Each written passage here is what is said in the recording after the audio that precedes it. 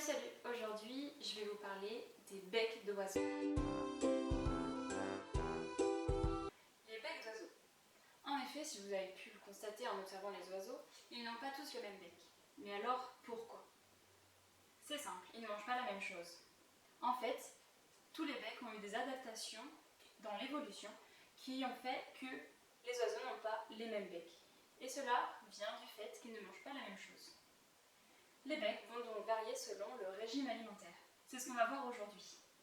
On va pouvoir étudier tous les différents régimes alimentaires et voir leur bec. Commençons par les insectivores. Insectivore, qui veut dire qui mange des insectes. Plutôt simple pour celui-ci.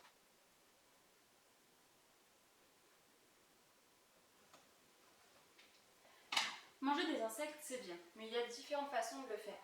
On peut soit les attraper minutieusement, soit essayer d'en attraper plusieurs à la fois, soit d'en attraper cachés.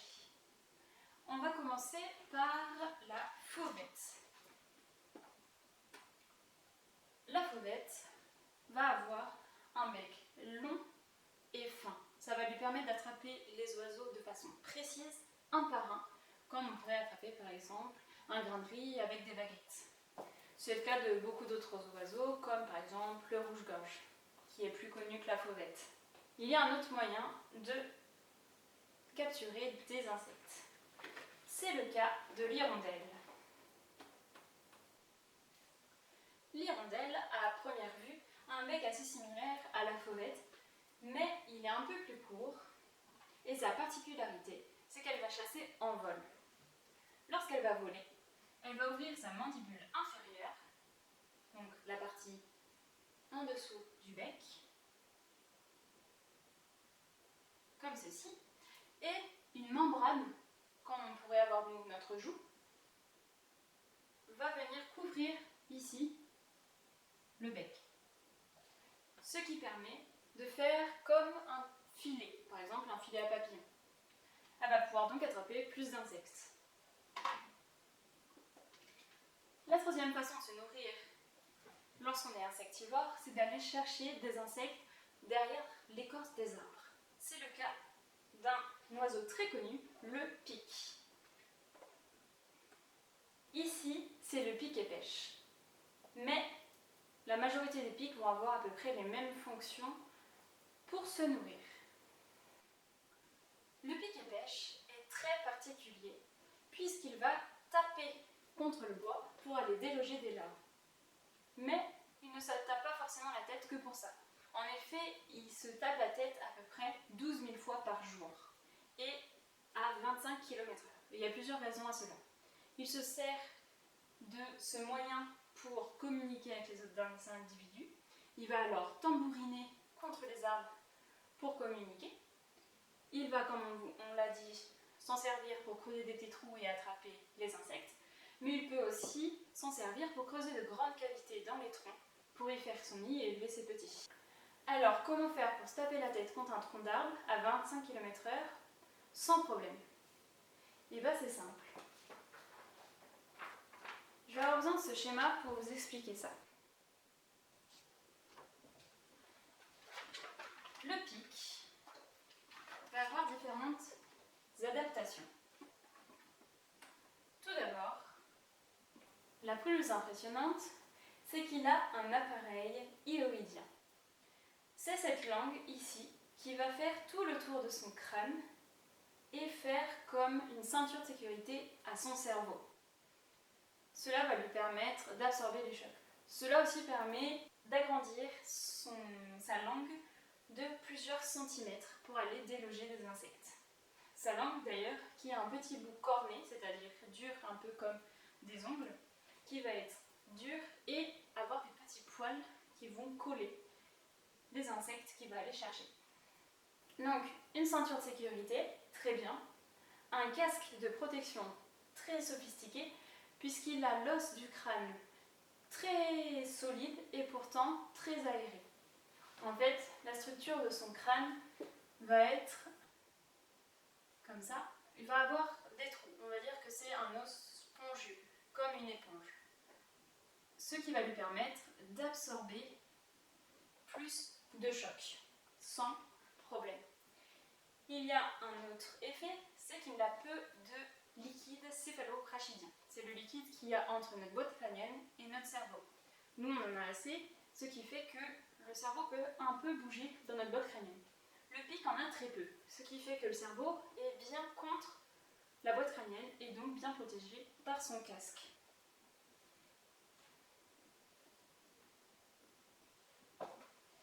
Petit fait encore assez intéressant, il a une troisième paupière qui recouvre son œil pour le protéger lorsqu'il tambourine, pour pas que la vitesse fasse sortir ses yeux de ses orbites. C'est assez redondant, mais c'est le cas. Voilà pour le pic. Ensuite, comme autre nourriture, nous avons vu les insectes, il y a aussi les carnivores qui vont se nourrir d'autres animaux, donc de viande. Que ce soit des carnivores prédateurs ou charognards, ils ont à peu près le même type de bec. Vous avez ici comme exemple la buse. Donc là on voit bien un bec épais, large et surtout très recourbé au bout. Et chaque partie de son bec va aussi être très affûtée pour pouvoir couper le muscle des animaux qu'ils vont manger. Donc ici est carnivore. Donc de carnivores, nous avons plusieurs espèces et elles sont simples à reconnaître avec leur bec pointu. On a également des animaux, des oiseaux un peu plus pacifistes parce qu'ils se nourrissent seulement du fruit, plutôt du liquide des fleurs, le nectar. Ce sont donc les nectarivores.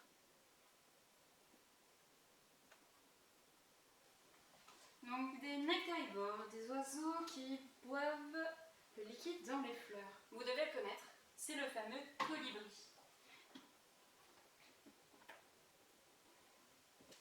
Le colibri a un bec en forme de paille, un peu pointu sur le bout, qui va lui permettre donc de glisser cette paille bec au fond de la fleur et de se délecter du bon nectar. Petit fait amusant, il y a des colibris qui sont spécialisés dans une seule type de plante. Ça va être les colibris porte-épée, qui vont avoir un bec très long. Ça fait que c'est la seule espèce de colibri qui va pouvoir aller atteindre le nectar d'une certaine plante. Si nous continuons sur les oiseaux assez pacifistes, nous allons avoir les granivores.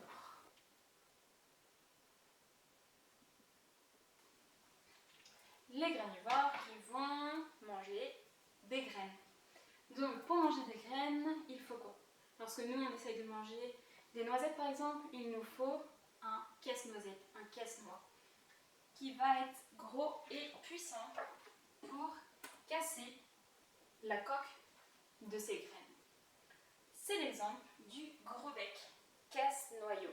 Son nom est parfait et permet de voir à quel point il est adapté pour manger des graines.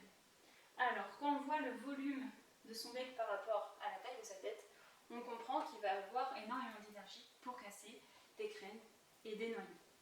C'est le cas pour beaucoup d'autres oiseaux qu'on voit régulièrement en ville, par exemple, mais je ne vous en dis pas plus parce qu'il y aura des petits exercices à la fin de la vidéo. Ensuite, on a une catégorie d'animaux qui vont être un peu plus partagés. On a longtemps dit que le canard était 100% herbivore et finalement, on peut le voir de temps en temps manger des petits poissons. Donc, ça fait de lui plutôt un omnivore. Rappelons que omnivore n'a rien à voir avec l'espèce humaine. Ce n'est pas parce qu'on est omnivore qu'on mange comme les hommes. Ça veut simplement dire qu'on peut manger de plusieurs choses. Ici, le canard se nourrit essentiellement de végétation, mais il peut, comme je vous le disais, attraper des petits poissons ou des têtards. Son bec, on le connaît tous, il est comme ceci. Il va avoir la particularité d'être large, avec ses deux narines, et donc d'avoir une grande surface. Ça lui permet à filtrer sa nourriture. Il va, à l'aide de son bec, attraper les particules qui se trouvent dans l'eau, les filtrer et pouvoir manger ce qu'il y a. C'est le moment pour moi de parler d'un sujet très important, le pain pour les canards. Il ne faut pas donner de pain aux canards. Je sais qu'on l'a fait depuis très longtemps, avec nos grands-parents souvent, et donc si nos grands-parents l'ont fait, c'est forcément que c'est bien. Eh bien, pas forcément. Il y a des légendes urbaines qui persistent depuis des années, et là, c'en est une. Il ne faut pas donner de pain aux canards, parce que tout d'abord, ils n'en trouvent pas dans la nature, donc pourquoi en auraient-ils besoin pour leur organisme? Et en plus, ça aurait pu être sans effet sur leur santé, mais ce n'est pas le cas. Le pain, s'ils vont le manger, que ce soit des petites miettes qui auraient pu être filtrées dans l'eau, encore ça pourrait passer, mais souvent ce sont des énormes morceaux de pain qui sont donnés. De plus, si vous donnez un petit morceau de pain en vous disant que le canard ne mangera que ça dans la journée, ça part d'une bonne intention, mais peut-être que des dizaines de personnes vont se dire la même chose, et à la fin de la journée, votre canard aura mangé une baguette entière. C'est énorme pour la taille de son organisme. Le pain va n'avoir aucun effet bénéfique pour le canard et remplir tout l'espace dans son estomac.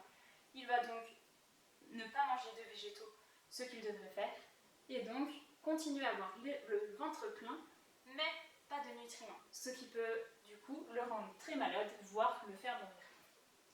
Si vous aimez aller donner à manger aux canards dans les parcs, au pire apportez des épluchures de légumes ou de la salade. Ça, ce sont des végétaux et il va pouvoir les assimiler. J'espère que vous pourrez faire circuler l'information autour de vous.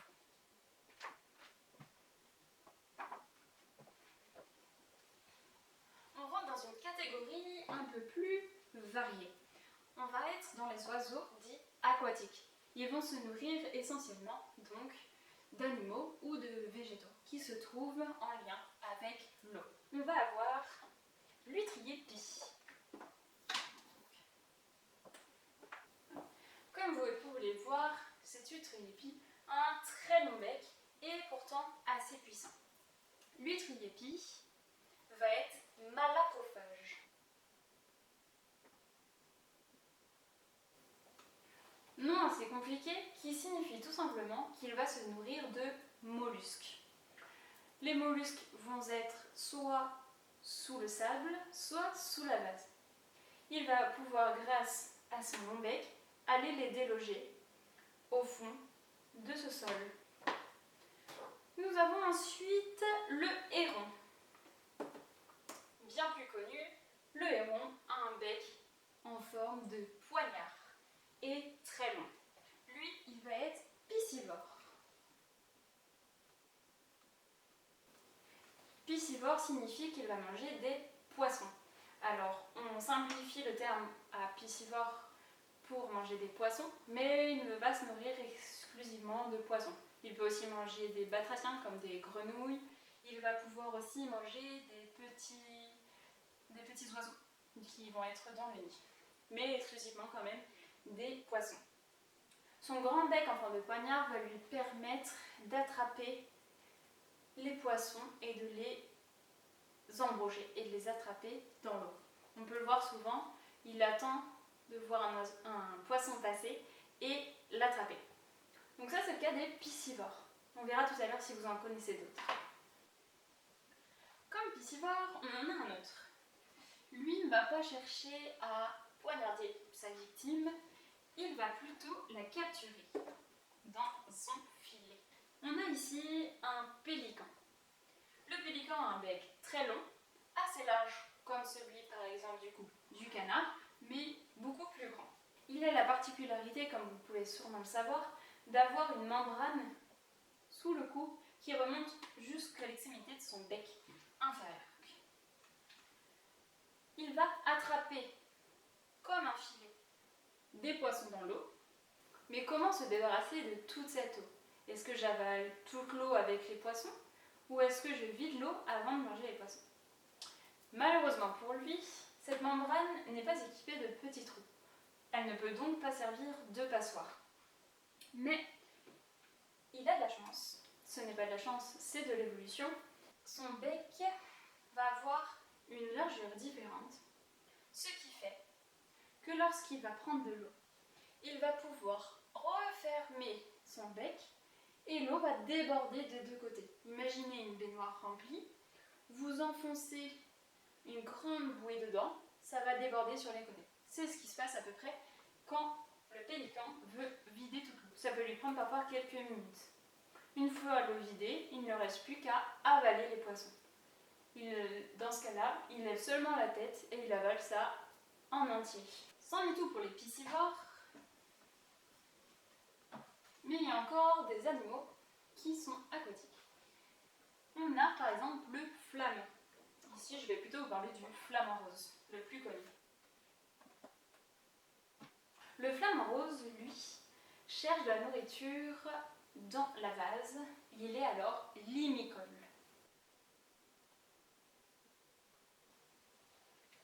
Les limicoles n'ont pas tous ce magnifique bec, mais il fallait que je vous montre celui-ci. Le bec du flamant rose est particulier. Il a une mâchoire inférieure, une mandibule. Il a une mandibule inférieure beaucoup plus large que la supérieure, ce qui est totalement l'inverse de tous les autres oiseaux. Il va, comme je vous le disais, filtrer sa nourriture. Il va donc aspirer du substrat et ensuite, son bec n'est pas la seule évolution importante, il a aussi une langue comme ceci. Une grosse langue avec des épines par ici. Et sur la partie supérieure de son bec, il a des lamelles qui peuvent être assimilées à un peigne. Ce qui fait qu'il va attraper du substrat, puis venir le filtrer grâce à ses épines et ses lamelles qui vont frotter l'une contre l'autre. Ça va éjecter tout ce dont il n'a pas besoin et garder par ici sa nourriture. Alors, j'ai fait les oiseaux qui mangeaient des graines, du nectar, des poissons, des insectes. Il me manque les frugivores, ceux qui se nourrissent de fruits. Malheureusement, cette catégorie d'oiseaux est très très variée, puisque, vous pouvez le savoir, tous les fruits ne se ressemblent pas. Il y a des fruits très mous et au contraire des fruits très durs. Il y a donc des oiseaux avec des morphologies différentes pour manger des fruits. Passons maintenant aux exemples.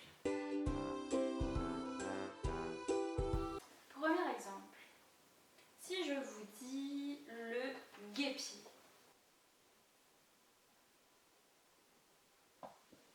qui s'affiche ici. Une petite idée? La solution va être donnée dans une autre photo. Et oui, le guépier est insectivore. Et là, il a un long bec pointu et spécialisé pour attraper les insectes, souvent en vol. On peut voir qu'il peut attraper de grosses libellules, par exemple. Si je vous dis le moineau, très connu,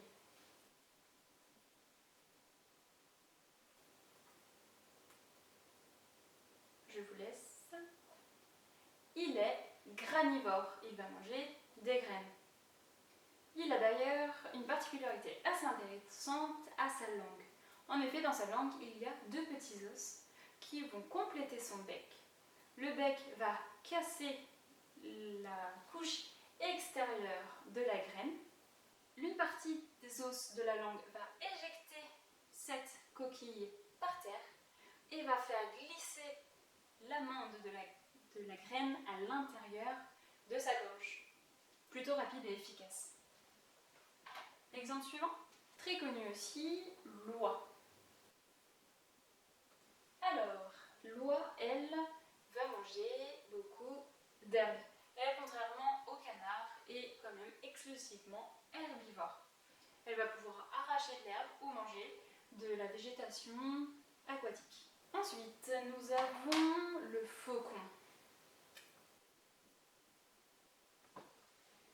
Le faucon a un bec fort, recourbé et acéré. Que peut-il manger? De la viande. Le faucon est carnivore. Pour finir, je vous propose le martin. Je Jusque-là, ce n'est pas simple, mais là, je vous donne la réponse. Le martin pêcheur, que peut-il manger? À son bec, on peut voir qu'il a la forme d'un harpon, ce qui va lui permettre d'attraper des poissons dans l'eau. Pêcheur, c'était simple quand même. Je vous ai menti, je disais que c'était le dernier exemple, mais il en reste un, pas simple du tout.